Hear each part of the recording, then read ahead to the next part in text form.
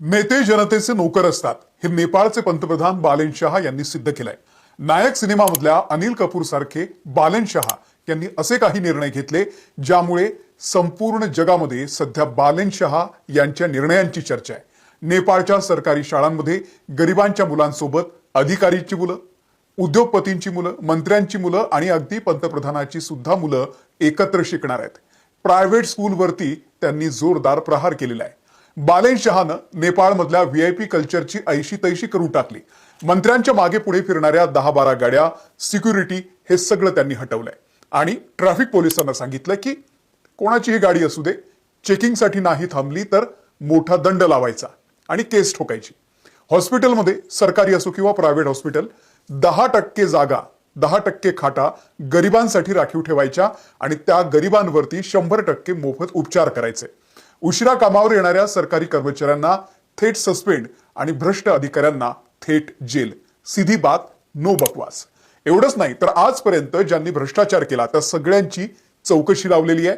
अनेक अधिकारी जेलमध्ये टाकलेले आहे। एवढंच नाही तर नेपाळचे माजी पंतप्रधान केपी ओली शर्मा यांना देखील अटक केलेली आहे।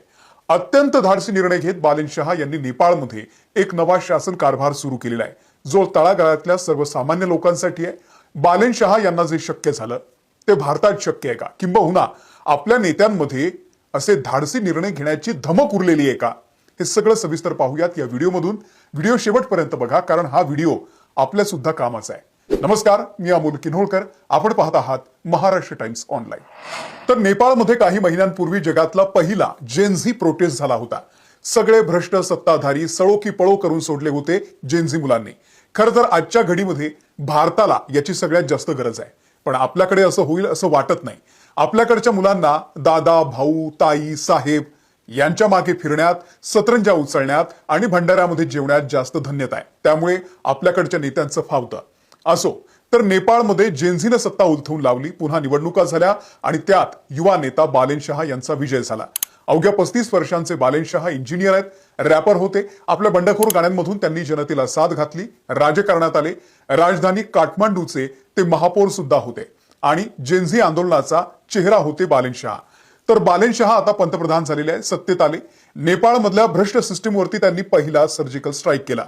पहिले तर त्यांनी आपल्या मंत्रिमंडळामध्ये अशी माणसं नेमली ज्यांना त्या खात्याचा अनुभव आहे, त्या खात्याचा अभ्यास आहे आणि त्यात त्यांनी काम केलेलं आहे।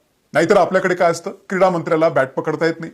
क्रिकेट असोसिएशनचे सगळे अध्यक्ष राजकारणी आहेत ज्यांचा खेळाशी काही संबंध नाही। क्रिकेटचं मी तुम्हाला एक उदाहरण दिलं, बाकी सगळ्याच खेळांमध्ये हीच परिस्थिती आहे।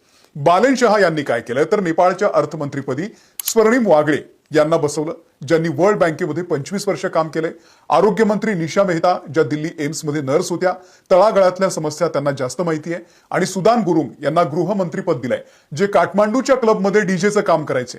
या सगळ्या मंत्रिमंडळामध्ये कोणीही राजकीय राजघराण्यातून आलेलं नाहीये। 14 जणांचं कॅबिनेट आहे फक्त, जेणेकरून तातडीने निर्णय घेतले जातील आणि ते अंमलात सुद्धा आणले जातील। आणि निर्णयांचा धडाका सुरू झालेला आहे। यांना 5 वर्षामध्ये नेपाळचा जीडीपी डबल करायचा आहे। त्यामुळे पहिला प्रहार केलाय तो भ्रष्टाचारावर। मला व्यक्तिगत आवडलेला निर्णय शाळांसंदर्भातला आहे, मी तुम्हाला तो पुढे सांगणार आहे। पण सगळ्यात पहिलं काम काय केलं बालेन शहा यांनी तर भ्रष्टाचारावरती प्रहार केलाय।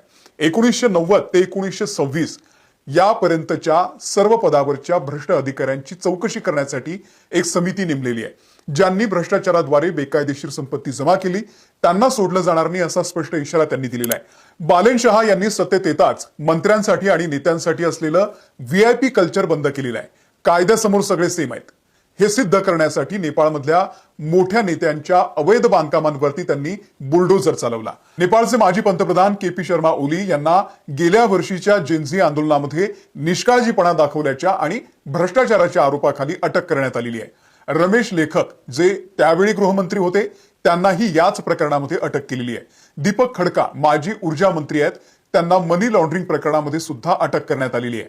काठमांडू आणि परिसरामध्ये गुन्हेगारी टोळ्यांचा बिमोड करण्यासाठी ऑपरेशन सेफ्टी राबवण्यात आलेलं आहे। एप्रिल 2026च्या पहिल्या आठवड्यामध्ये काठमांडू पोलिसांनी विविध भागांमधून 33 कुप्रसिद्ध गँगस्टर्सला अटक केली, ज्यामध्ये प्रवीण तामांग जो डिंपल म्हणून ओळखला जात होता, बिरजू महर्जन, सुजुक कार्गी आणि बिकी लामा यासारख्या मोठ्या गुन्हेगारांचा समावेश आहे। एका विशेष रात्रीच्या मोहिमेमध्ये गुंडगिरी, तोडफोड आणि फसवणुकीच्या आरोपाखाली काठमांडूमधल्या विविध भागांमधून 195 जणांना ताब्यात घेतलंय। सप्टेंबर 2025च्या हिंसाचाराच्या दरम्यान नेपाळच्या तुरुंगातून सुमारे 12,440 कैदी पळाले होते। बालेनशाह सरकारनं यापैकी 8,225 कैद्यांना पुन्हा एकदा जेलमध्ये टाकलंय। व्यावसायिक जगतातलं मोठं नाव असलेले शंकर ग्रुपचे अध्यक्ष सुलभ अग्रवाल यांना मनी लॉन्ड्रिंग प्रकरणामध्ये अटक करण्यात आलेली आहे। तर प्रवाशांची फसवणूक करणाऱ्या आणि कमिशन घेणाऱ्या 18 दलालांना त्रिभुवन आंतरराष्ट्रीय विमानतळावरून अटक करण्यात आलेली आहे। बालेनशहाच्या राजवटीमध्ये चुकीला माफी नाही। बालेनशाह यांनी 6 देशांमधल्या नेपाळच्या राजदूतांना परत बोलावलंय। भारतातले राजदूत शंकर प्रसाद शर्मा, ऑस्ट्रेलियामधल्या राजदूत चित्रलेखा यादव, दक्षिण कोरिया देशातल्या राजदूत शिवमाया तुम्बा हाम्फे, श्रीलंकेतले राजदूत पूर्ण बहादूर नेपाळी, डेन्मार्कचे राजदूत सुम्निमा तुलाधर आणि दक्षिण आफ्रिकेचे राजदूत कपिल श्रेष्ठ हे 6 राजदूत मागच्या केपी शर्मा ओली यांच्या सरकारच्या काळामध्ये राजकीय कोट्यातून नियुक्त करण्यात आले होते। बालेनशाह यांनी सत्तेत येण्यापूर्वीच वचन दिलं होतं की राजनैतिक पदावरती राजकीय कार्यकर्त्यांच्या ऐवजी तज्ञ आणि पात्र व्यक्तींची नियुक्ती केली जाईल। त्यामुळे या सगळ्यांची हकालपट्टी करून त्या जागी आता पात्र आणि अनुभवी व्यक्तीला बसवलं जाईल। याचा अर्थ नो वशिलेबाजी, यापुढे फक्त पात्रतेनुसारच नियुक्त्या केल्या जाणार आहेत। आणि सगळ्यात मोठा निर्णय शिक्षण क्षेत्रातला। सर्व खासगी शाळांना त्यांच्या एकूण विद्यार्थी संख्येच्या 10% जागा गरीब आणि गरजू विद्यार्थ्यांसाठी मोफत ठेवणं अनिवार्य आहे। जो नियम पाळणार नाही त्या शाळेवरती कडक कारवाई केली जाईल, हा त्यांचा सर्वात महत्त्वाचा निर्णय मानला जातोय। शाळा आणि महाविद्यालयांच्या आवारामध्ये असलेल्या सर्व राजकीय विद्यार्थी संघटनांवरती त्यांनी बंदी घातलेली आहे। राजकीय पक्षांचे झेंडे आणि कार्यालय 7 दिवसांमध्ये शाळांमधून हटवण्याचे आदेश दिलेले आहेत। ज्या खासगी शाळांची नावं परदेशी आहेत, उदाहरणार्थ ऑक्सफर्ड, केम्ब्रिज, त्यांना वर्षाच्या अखेरपर्यंत आपल्या शाळांची नावं बदलायची आहेत। नेपाळी संस्कृतीशी संबंधित नावं ठेवणं बंधनकारक आहे। लहान मुलांवरचं अभ्यासाचं ओझं कमी करण्यासाठी 5वी पर्यंतच्या सर्व पारंपरिक परीक्षा रद्द केलेल्या आहेत।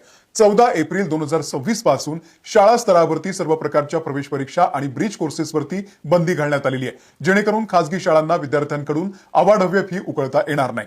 खासगी शाळांना पर्याय म्हणून आणि सरकारी शाळांचा दर्जा सुधारण्यावरती त्यांनी आता जास्तीत जास्त भर दिलेला आहे। आणखी एक महत्त्वाचा निर्णय घेतलाय, तो म्हणजे रुग्णालयांच्या संदर्भातला 10% बेड मोफत देणं अनिवार्य करण्यात आलेलं आहे। संपूर्ण नेपाळमधील सर्व सरकारी आणि खासगी रुग्णालयांना हा नियम लागू केलेला आहे। प्रत्येक रुग्णालयाला त्यांच्या एकूण खाटांपैकी 10% खाटा या गरीब, असहाय्य आणि बेवारस रुग्णांसाठी मोफत ठेवाव्या लागतील। सर्व रुग्णालयांना त्यांच्याकडे उपलब्ध असलेल्या खाटा आणि मोफत उपचार घेत असलेल्या रुग्णांची माहिती रिअल टाइम मध्ये सरकारी पोर्टलवरती अपडेट करावी लागेल। रुग्णालयाच्या गेटवरती किती खाटा सध्या उपलब्ध आहेत, किती बेड उपलब्ध आहेत, याची माहिती स्पष्टपणे लावणं हे अनिवार्य करण्यात आलेलं आहे। फक्त बेडच नाही तर त्या कोट्या अंतर्गत येणाऱ्या सगळ्या रुग्णांना अत्यावश्यक औषधं आणि मेडिकल टेस्ट या देखील मोफत आणि सवलतीच्या दरात उपलब्ध करून द्याव्या लागणार आहेत। पंतप्रधान कार्यालयानं स्पष्ट केलंय की जे रुग्णालय या 10% कोट्याचं पालन करणार नाहीत त्यांचे परवाने रद्द केले जातील किंवा त्यांना मोठा दंड आकारला जाईल। बालेनशाह यांच्या नेतृत्वाखालील नेपाळच्या नवीन सरकारनं सरकारी कारभारामध्ये पारदर्शकता आणण्यासाठी प्रतिपक्ष पोर्टल तयार केलंय। यावरती लोक आपल्या समस्या नोंदवू शकतात। सरकारने एखादा निर्णय घेतला तर तक्रार करू शकतात आणि विरोधी मतही मांडू शकतात। सरकारला मिळणारी सर्व निवेदनं, तक्रारी आणि विरोधकांनी उपस्थित केलेले प्रश्न या पोर्टलवरती सार्वजनिक केली जातात। त्यामुळे कोणती फाईल कुठे अडकली आहे आणि कोणत्या तक्रारीवरती काय कारवाई झालेली आहे हे सगळ्यांना दिसतं। या पोर्टलवरती आलेल्या महत्त्वाच्या प्रश्नांना संबंधित मंत्रालयानं ठराविक वेळेमध्ये म्हणजे 7 ते 15 दिवसांमध्ये उत्तर देणं बंधनकारक आहे। आणि जर उत्तर दिलं नाही तर ते डिफॉल्ट म्हणून लाल रंगामध्ये हायलाइट होतं, ज्यामुळे थेट पंतप्रधानांच्या कार्यालयाला, पीएमओला याची दखल घेता येते। एकदम सहज सोपी अशी ही सिस्टम आहे। व्हीआयपी कल्चर, सिक्युरिटी, गाड्यांचे ताफे हे सगळं बंद करून ट्रॅफिक पोलिसांना स्पष्ट सांगितलेलं आहे की सगळ्यांची कसून चौकशी करा। नियम मोडणारा व्यक्ती कितीही मोठा असू दे, कितीही मोठा अधिकारी असू दे, नेता असू दे, त्याच्यावरती दंड लावा। अतिशय क्रांतिकारी निर्णय बालेनशाह यांनी घेतलेला आहे। ज्याला स्वतःची नाही देशाची चिंता आहे तोच नेता असे धाडसी निर्णय घेऊ शकतो। हे नेपाळसारखा देश करू शकतो तर आपला देश का नाही करू शकत? तुम्हाला काय वाटतं? आपल्याकडेही असं असावं का? असं आपल्याकडेही असावं, हे नियम आपल्याकडेही असावे, हे जर तुम्हाला वाटत असेल तर हा व्हिडिओ जास्तीत जास्त लोकांपर्यंत शेअर करा। अगर वीडियो अच्छा लगे तो कृपया एक बार शेयर कर दीजिए।